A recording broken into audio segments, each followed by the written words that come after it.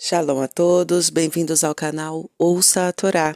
Vamos iniciar mais um Midrash, agora da Parashá Re'eh. Moshe ensina mitzvot. Nas últimas 3 parashiot, Moshe ordenou aos judeus escutarem a Shema. Agora ele começou a ensinar novas mitzvot. Ele também repetiu algumas mitzvot e acrescentou dinim, leis. Há mais de 50 mitzvot nesta parashá. Se você quiser conhecer todas elas, deve estudá-las no Humash. Nós aqui explicaremos apenas algumas delas. Retirar todos os ídolos de Eretz Israel. Moshe disse: Eretz Canaã está repleta de imagens e outros objetos de idolatria. As nações da terra construíram imagens em todas as montanhas e colinas. Há ídolos debaixo de cada árvore. Elas construíram templos, altares e matzevot, pedras para a idolatria. Também plantaram Asherot, árvores que consideravam sagradas. Sua primeira mitzvah, ao entrar em Eretz Canaã, será destruir todos os ídolos e objetos de idolatria. Vocês devem se livrar de todos eles da maneira que desejarem, quebrando-os, esmagando-os ou queimando-os. Não demorem, destruam os ídolos imediatamente. Nenhum traço deles deve permanecer. Se uma cidade tiver o nome de um ídolo, mudem seu nome. Coloquem um novo nome que demonstre a inutilidade do ídolo. A mitzvah de destruir ídolos se aplica a todas as gerações. Os reis judeus, que eram de Sadiquim, limpavam a terra das imagens que os prévios reis perversos haviam construído. É também uma mitzvah destruir os ídolos fora de Eretz Israel. No entanto, um judeu não precisa destruir as imagens de seu vizinho não-judeu. A mitzvah é mais estrita em Eretz Israel, visto que ela é a terra mais sagrada do mundo. Em Eretz Israel, todo rei judeu é obrigado a procurar por ídolos e se certificar de que a terra está completamente livre de todos os traços de idolatria. Pouco antes de Pessah, nós procuramos e destruímos o Hametz. Assim também devemos buscar e acabar com todos os ídolos em Eretz Israel. Eretz Israel é o lugar onde repousa a Shekhinah. É como o palácio de um rei. Um servo ousaria erigir uma estátua do inimigo do rei dentro do palácio? Construir um ídolo em Eretz Israel é exatamente a mesma coisa. Não poderia haver crime pior. Todo aquele que tiver poder para isso deve fazer de tudo para destruir ídolos e imagens. Onde os sacrifícios podem ser oferecidos? Moshe continuou: Vocês não poderão erguer altares e oferecer korbanot para Hashem em qualquer lugar de Eretz Israel, mesmo que vocês não sirvam a ídolos. Assim que se estabelecerem em Eretz Israel, Hashem fixará um lugar para ele. Este será o Beit HaMikdash, para onde vocês levarão suas oferendas. Somente os Koanim poderão queimá-las. Lugares onde os judeus trouxeram korbanot desde a época de Moshe. Localização do Mishkan, andando pelo deserto. Número de anos, quase 40. Os judeus tinham permissão de oferecer fora do Mishkan? Não. Localização do Mishkan, Gilgal, a primeira parada em Eretz Canaã. Números de anos, 14.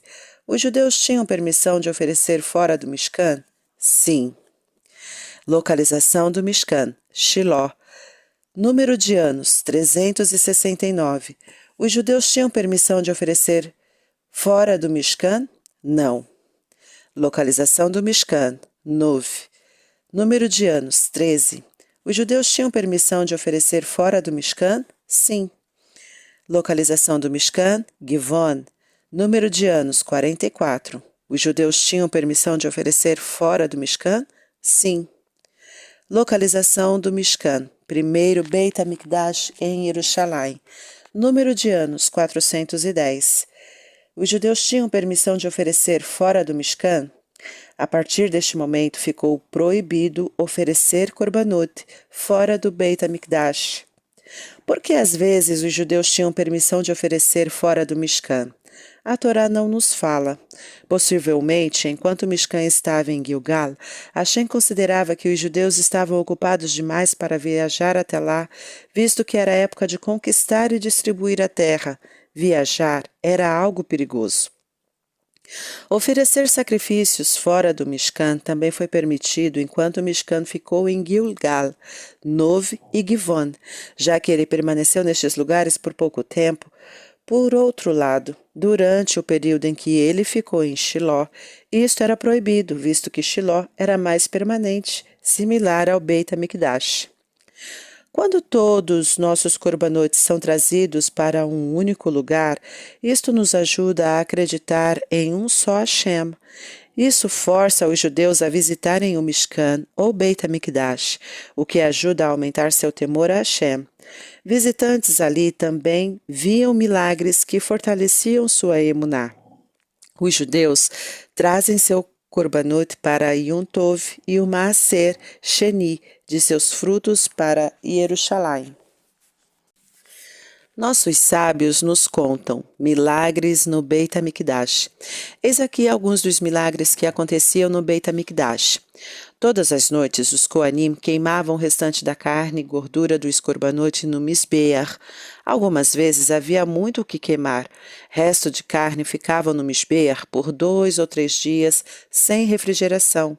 Normalmente, se mantemos a carne à temperatura ambiente por apenas um dia, ela já começa a estragar. A carne no Mizbeach, miraculosamente, permanecia fresca. Todos os korbanot eram abatidos na Azará, o pátio do Beit HaMikdash, que ficava do lado de fora. Poderíamos esperar uma aglomeração de moscas ao redor das mesas repletas de carne, ossos e sangue. Mas a Azará era tão sagrada que nenhuma única mosca se aproximou dele.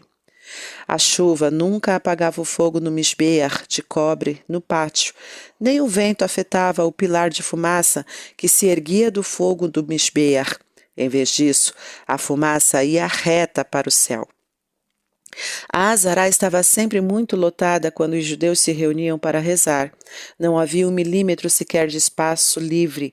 Em vez de se curvarem como fazemos hoje durante a reza, os judeus da época do Beit HaMikdash se deitavam no chão, esticando os seus braços e pernas, como havia espaço para todos. Um milagre acontecia. A Azará se expandia, todos tinham espaço suficiente para se prostrarem no chão. Você se lembra do milagre do Lechem Apanim? Estes eram filões de pão colocados sobre o churran todo o Shabat. Eles sempre permaneciam frescos, quentes, até o Shabat seguinte, quando eram substituídos. Os Koanim costumavam erguê-los e mostrá-los aos judeus que vinham ao Beit HaMikdash. Veja o quanto Hashem ama vocês, eles diziam. Ele faz milagres para vocês. Judeus não podem comer sangue. Moshe já havia dito aos judeus que eles estavam proibidos de comer sangue. Agora ele os advertia. Sejam muito rigorosos com esta mitzvah. Não escutem seu Yetzer Hará se ele tentar persuadi-los a comer sangue. Parece estranho os judeus precisarem de outro lembrete para não cometer este pecado. Por que um judeu desejaria comer sangue? Os egípcios costumavam matar animais e ingerir seu sangue. Eles convidavam os Shedim, demônios, para se juntar a eles. Essa era uma maneira de adorar os Shedim. Depois de comer o sangue, as pessoas conseguiam predizer o futuro. Quando Bnei Israel viviam no Egito, eles também copiavam esta prática abominável. Assim, junto com suas outras advertências contra a idolatria, Moshe repetiu que os judeus eram estritamente proibidos de ingerir sangue. Matar animais e pássaros de acordo com as leis da Torá. Hashem ordenou. Existe apenas uma única maneira kasher de abater um animal para consumi-lo e é fazendo um corte em sua garganta. Hashem ensinou a Moshe o lugar exato onde o corte deve ser feito. Hashem também acrescentou outros dinim, leis. O shohet é um judeu que abate animais de acordo com a lei da Torá. Ele deve conhecer os dinima muito bem. Deve checar sua faca antes de fazer o abate, de modo que esta transcorra facilmente. O que acontece se o shochet esquecer de verificar sua faca? Se a lâmina da faca tiver com uma falha, o animal abatido não é kasher. Um animal morto que não foi abatido de acordo com a halahá, lei judaica, é chamado de nevelá. Ele não pode ser comido. Ser um shochet é um trabalho que exige responsabilidade. A melhor maneira de alguém se assegurar de estar comendo carne, frango, kasher, é conhecer o shochet pessoalmente. Se isto não for possível, por exemplo, quando uma companhia emprega vários shohatim, devemos descobrir se todos eles são pessoas honestas e tementes a Deus, que conhecem bem todos os dinim. Por que os animais que comemos devem ser abatidos desta maneira especial? Hashem não nos disse o motivo. Tal lei é considerada como chok. No entanto, nós temos algumas explicações. A Shekhinah faz com que uma grande quantidade de sangue saia do animal. Esta mitzvah nos ajuda a evitar a ingestão de sangue. O abate, conforme a Torá, é misericordioso e indolor. Hashem não quer que o animal sinta dor. Ao cumprir a mitzvah, porque Hashem assim ordenou, nos tornamos mais sagrados e nossas almas ficam mais próximas dele. O falso profeta. Devemos obedecer um Navi de Hashem. Moshe advertiu. Não escutem um falso profeta. Como sabemos quem é um profeta falso? Primeiro, alguém que afirma que um ídolo falou com ele é um falso profeta. Não devemos ter nada a ver com ele. Um Beit Din deve condená-lo à morte. Segundo, um profeta que declara que Hashem nos ordenou parar de cumprir alguma mitzvah sempre é falso. Ele poderia nos dizer: realizarei um milagre para provar que Hashem realmente falou comigo. Vejam esta árvore, ela começará a andar, e se a árvore de fato se mexer e andar para frente ou para trás, devemos acreditar neste profeta? A Torá diz não. Moshe preveniu os judeus: não se impressione com os milagres de um falso Navi. Este é um teste de Hashem. Se vocês não seguirem um falso Navi, vocês mostrarão que realmente amam Hashem. Na época do Tanar, os judeus tinham que ser muito cuidadosos para não dar ouvidos aos falsos profetas. Uma história do livro dos Melahim, reis, o Navi verdadeiro e o falso Navi. Yarovam era um rei judeu mau. Ele construiu 2 altares fora do Beit HaMikdash, e isto era proibido. Hashem enviou um Navi, Idó, para dizer ao rei que corrigisse seu comportamento. Idó foi a Bet-El, onde ficavam os altares. O rei Yarovam estava ocupado queimando Ketoret, incenso, no altar. Idó lhe disse: ouça a palavra de Hashem. Você está cometendo um terrível pecado ao queimar especiarias neste Misbeach. Como castigo, daqui a muitos anos, um rei removerá os ossos dos idólatras de seus túmulos e os queimará neste altar, tornando-o tamê. Ele não mais poderá ser usado. Eis aqui a prova de que minha profecia é verdadeira.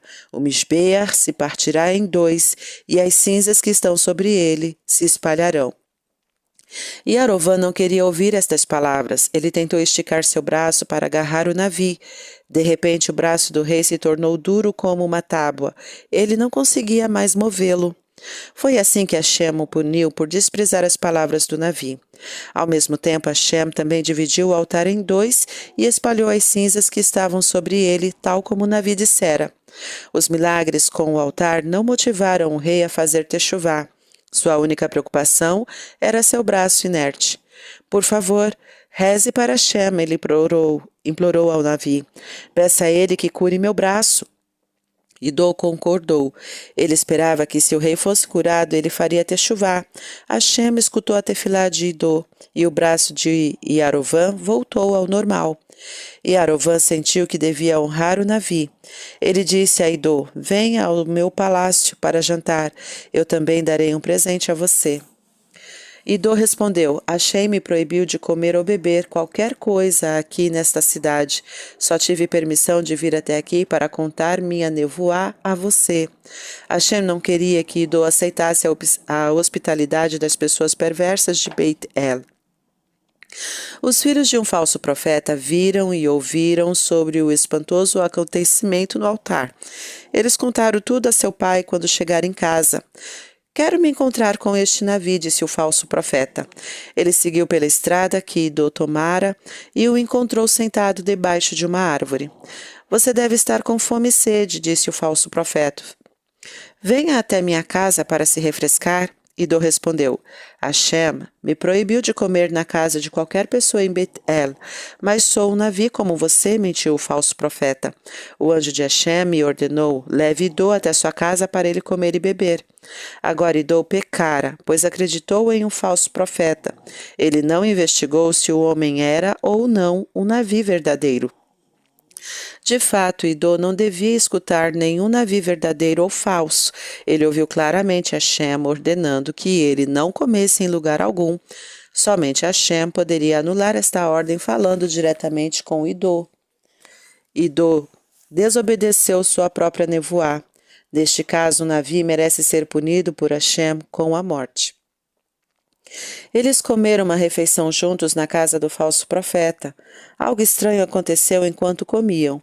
Hashem falou com o falso profeta. Eis o que ele ouviu. Idô não escutou a ordem de Hashem e comeu nesta cidade. Diga-lhe que ele não será enterrado com seus antepassados. O falso Navi realmente não merecia ouvir a voz de Hashem, mas como ele havia cumprido a mitzvah de Arnasat Orhim, receber visitantes, Hashem lhe dera uma nevoá. As palavras de Hashem se concretizaram. Enquanto Idô voltava para casa, montado em seu burro, ele foi atacado e morto por um leão. O leão não devorou o corpo de Idô, mas sim ficou de guarda ao lado dele. Quem passava por ali se surpreendia com a estranha visão. Um corpo morto estirado na estrada, um burro ao seu lado e um leão tomando conta dos dois. O falso profeta ouviu sobre isso. Ele disse: Hashem puniu Idô, tal como ele me disse, eu irei enterrá-lo. O falso profeta foi até o lugar onde estava o corpo de Idô. Ele enterrou o Navi e ficou de luto por ele. Ele disse a todo mundo que Idô morrera porque havia transgredido a ordem de Hashem de não comer e nem beber em Beit El. O rei Yarovam também escutou sobre o castigo de Idô. Mesmo assim, ele não destruiu os altares fora do Beit HaMikdash. Ele continuou com seu comportamento perverso. No final, a família inteira de Yarovam foi destruída. A história que você acabou de ouvir pode despertar a pergunta: por que Hashem puniu Idô, o verdadeiro Navi, e nada aconteceu ao falso profeta? Os Pesukim não nos dão a resposta. Talvez seja porque Idô era um tzadik que cometeu apenas um único pecado grave. Hashem o puniu severamente neste mundo para lhe permitir ter o Olam Abá. O falso profeta tinha alguns méritos. Ele era hospitaleiro e tratava as pessoas de maneira gentil. Hashem deixou que ele desfrutasse deste mundo, mas ele perdeu sua porção no Olam Abá. Ao longo da história, várias pessoas declararam que Hashem falou com elas. Algumas até afirmaram ser Mashiach. Há mais de 800 anos, um judeu no Iêmen anunciou que podia fazer milagres. Ele viveu durante uma época de grande sofrimento para os judeus iemenitas. Este judeu anunciou que era Mashiach. Ele parecia ser um tzadik, que desejava ajudar seus irmãos judeus. Ele os aconselhou a doar todo o seu dinheiro para tzedakah, a fim de tirar seus irmãos da pobreza. Até mesmo os líderes dos judeus iemenitas ficaram confusos. Será que ele era realmente Mashiach? Eles enviaram um mensageiro ao Ramban, que vivia no Egito, para pedir sua opinião. O Rambam respondeu com uma longa carta. Ele escreveu: Este homem não é Mashiach, Ele é um louco. Ele merece ser sentenciado à morte, pois é um falso Navi. Ele predisse eventos que não aconteceram. Além disso, ele também não é um Talmid Raham. Nossos Rahamim decretaram que não devemos dar mais que 1/5 de nosso dinheiro para a caridade. Se fizermos isso, nós é que empobreceremos e poderemos precisar de tzedakah. Qual foi o fim deste Mashiach? Ele foi preso pelo governo iemenita e teve permissão para escolher de que maneira queria morrer. Eu quero que cortem minha cabeça, ele disse. Vocês verão que eu continuarei vivo. O homem foi decapitado e, é claro, morreu. Mas muitos judeus acreditavam nele tão fortemente que afirmaram: ele ainda se levantará e viverá novamente. Vamos continuar em outro momento. Tá gostando do conteúdo do canal? Então curta, comenta, compartilha. Se ainda não é inscrito, se inscreve, ativa o sininho e fica por dentro das novidades. Shalom a todos!